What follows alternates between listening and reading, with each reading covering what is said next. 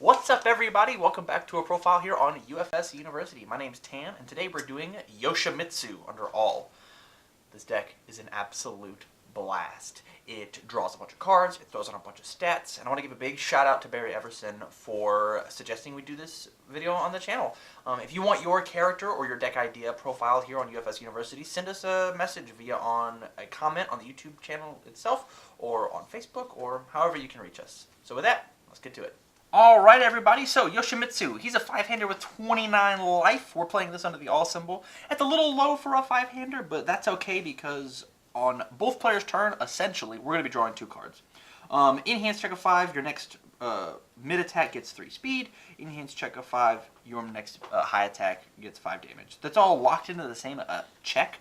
And it also says response once per turn. After you make a check, that check gets +2. And if you checked a weapon card, draw 2 cards. Incredible. Absolutely a riot to play. If you have not played with Yoshimitsu, you most definitely, you should, because of how much fun this deck is. Starting off with our actions, we've got double punishment time. This card's really good in Yoshimitsu because it confirms what our checks are, which if we want, and it combos really well into this card, Guilty Throne. Punishment time into Guilty Throne guarantees that I check the 7 on with Yoshimitsu, and I draw whatever cool card I want. So I'll stack the weapon foundation and then draw the weapon attack that I saw, as opposed to the other way around. In addition to that, ignoring progressive and giving 1/1 is super good for our final attack, Steel Resurrection, because it reduces the speed, or the difficulty. We'll talk about that a little bit more. And then very lastly, this deck is filled with high attacks, which means that Yoshimitsu's Enhance normally doesn't trigger the speed effect at all. So giving +1, there was one game where I stacked 2 of these in my card pool, and I killed Lord Raptor on turn 1 because all my stuff had 2 speed. It's relevant. It also, as a weapon, checks a 6 or an 8, and as a 1-min block, that doesn't count. It's very good. The other 4 actions that we play are for Demon Realm Awakening. So this card is the new version of Templar. After I block with it, I draw a card. If I checked a weapon foundation to do so, I'll draw 2 more cards. It's Throw Hate. In addition to that, it's also Damage Pump, that thing that Templar does not do. It is also an aggressive card. So if I want to throw 3 damage on something, or 2 damage on something, I most definitely still can. It's an incredible card, and its versatility is the reason that it's in the deck. On to the assets. So this deck is playing double Hanya, double Kiin, and the reason it's doing so is we've got a couple foundations that interact with having a bunch of assets. These are very classic in the all-weapon build of any deck. We possibly could cut Hanya down to a 1-of and keep the double Kiin, or vice versa, depending on how aggressive or defensive we're trying to play. But the newest card that we added in was Manji Sword and Fuma Blade. This card is very good. It's R once per turn, check a 7 after you play a weapon card. Your opponent destroys one of their foundations is incredible whenever you're not going to be playing any attacks that turn. If you draw all 5 foundations, I play a weapon foundation, I make my check, I check a 5, respond to the Yoshimitsu, make it 7, they destroy one. If that check was a weapon, I draw 2 more cards. It's super, super good.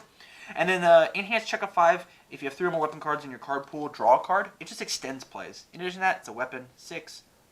These 2 are weapons. Hanya is a 6 but not a weapon, but it's still super good. Look, we're filling our deck with 6 checks so that as we continue big long strings, we get to play more cards.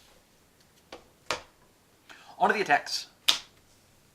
Double Guilty Throne. So we're playing 2 Guilty Throne in this deck because of the all draw 3 as well as the reveal stack what we want.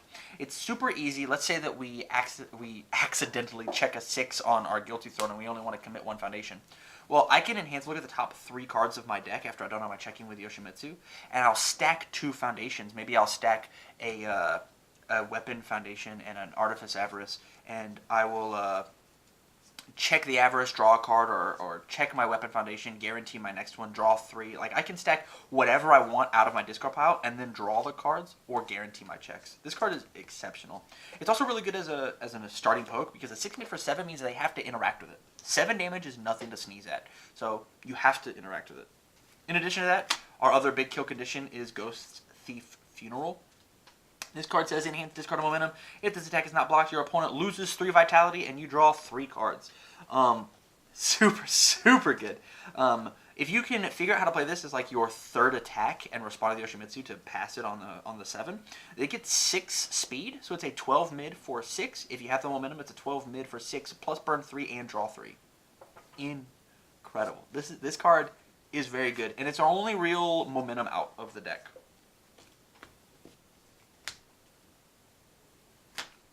We also play in triple face splitter. This card's a beating. This card kills people. This is how I killed that Lord Raptor on turn 1. Is I played a bunch of weapon. I played those 2 cards. Played a weapon foundation. Played face splitter into a bunch of other stuff. But getting the combo enhance of getting +1/+1 off of just a weapon, it's totally possible for you to play a bunch of weapon foundations and then play the face splitter in order to kill them. It just does everything Yoshimitsu wants to do. It gets extra stats. It draws cards. It's just Yoshimitsu on a 3 high for 4. But it's not 3 high for 4. It's 3 plus X, 4 plus X. Card's incredibly good. It probably should be a 4 of. Triple Redemption. This card is a beautiful poke. It's a beautiful lead-in. It's a beautiful. It does everything that this deck needs it to do on a 3/3/3 high for 3. So it gets extra damage. It gives extra damage, and if it's completely blocked, it still deals the damage, which means it's a free momentum for whenever we use Ghost Thief. In addition to that, it's also a 0 mid block. What more could you ask for on a 3 diff attack? It's super good. For Syndicate Slice, this card is one of the best pound for pound cards in the game. It is a 4/3/1 high, 1 mid block, 3 high for 4. It gives your next check +1 if it's blocked, which it probably will be because it's wearing 7 damage. It gives you draw an extra card, which we also want to do, and it's also a really beautiful lead-in for Guilty Throne. So let's say that we don't want them to block the Guilty Throne. We play Syndicate Syndicate Slice. We check with the Yoshimitsu. My next mid or high gets stats. Well, normally playing this first means I give the next thing damage. Well, Guilty Throne now gets the 3 speed. So now it's a 9 mid for 7 that possibly is wearing more stuff based on what we're doing. And we then get to guarantee our cards. So if I can save the Yoshimitsu response, I can Syndicate Slice into this, check a 6 because of Syndicate Slice, 7, 8, I've passed my Guilty Throne. It's a very good combo, and you should check it out when you play the deck. Playing 2 Splats. So this card is a low block, which is super important in our deck. We're not playing very many of those that we want to block with. 1 low is incredible versus something on Missile Launcher. It gains its Vitality, which is good for our 29 life. And it is a commit your next card ignores progressive. The reason this is super important is playing cards late in the chain whenever we don't have a bunch of foundations is important because I only get to respond to Yoshimitsu once. And the point of the deck is to respond to it as much as possible. The last super important detail is it's a reversal. So on all of my opponent's attacks, I can respond. My next attack gets 3 damage. And so I respond reversal, play the Splat, and the Splat comes in with 9 extra damage. It's now a 3 high for 13. That's something you have to deal with. If you don't deal with it, then you took half of your life. You didn't kill me. My next card ignore progressive. I gained 2 vitality back, and I'm still going to keep playing cards. It's very, very good. It's a good mix-up. My very last attack is 4 Steel Res. If you're not playing this in your weapon decks after Soul Calibur comes out, you're an absolute madman. / I'd love to see your mentality based on it. This card is a card we play at the end of chains. With punishment time, it becomes 1 cheaper for every punishment that we have. And then lastly, the cool combo that we get to do is we stack our Guilty Thrones. We play Guilty Throne, stack our Steel Reses, draw 3 off of the Guilty Throne, and then continue to play the game. You know that you're going to have to deal with these Steel Reses later. It's super good, and it made all weapons... It's making all weapons a force to be reckoned with. There's plenty of times where I've just died to an extra 16 damage on stuff by checking 4 5s in a row. So those the attacks. We're going to move on to the foundations. So I've split up the foundations based on the jobs that they do as opposed to like difficulty or whatnot. I've got 4 Stolen Sword. This card's going to make a huge comeback based on all of the Soul Calibur stuff. Anything that plays weapons under these 3 symbols wants to build them and move them back down. In addition to that, after I play this card, including as a block, they commit 1 of their foundations, which means I get to do more cool stuff on my turn. The biggest thing to note here is you cannot respond with things in the card pool if you've used the ability on Stolen Sword, which is what we're going to talk about our next card. We're playing 4 Original Mechanical Ninja. This card's super good. Our card pool, after you play this card, your next card to play a weapon gets +2. So on turn 1, it guarantees builds. It does what Yoshimitsu wants to do. And it has 2 more abilities that say Enhanced Check of 4. Your mid or high gets +1 speed or damage. It's the opposite stat of Yoshimitsu. So with 2 of these out, all your stuff gets like 2-3 or 3-2 based on what zones they are. Incredibly, incredibly good. Next one, we've got 4 Coiling Contempt. Honestly, the Desperation +1 damage is good, but the main thing we use it for is a weapon as Breaker 2. I want to end their turn as quickly as I can and guarantee that this check happens so that I can Breaker them. The Enhanced Commit Reveal, it's not that great. I don't use it very often, but when I do use it and it works out, like, I'm glad it's there. It's not the point of the deck. The point of the deck is it's a weapon, it's a 5, so it's a 7 in Yosh. Next to the 2-ofs, we've got Double Warrior of a Lost Clan. This card is a unique weapon. It switches the values of a weapon attack. That includes ours. So if I stack a bunch of damage on something and I want it to have a bunch of speed, I can do so. If I stack a bunch of speed on something and I want it to have damage, I can do so. In addition to that, Enhanced Flip, if there are 3 or more weapon cards in my card pool, it's Selective Destruction, which is good. It's also a 6 check, so it checks an 8 in Yosh.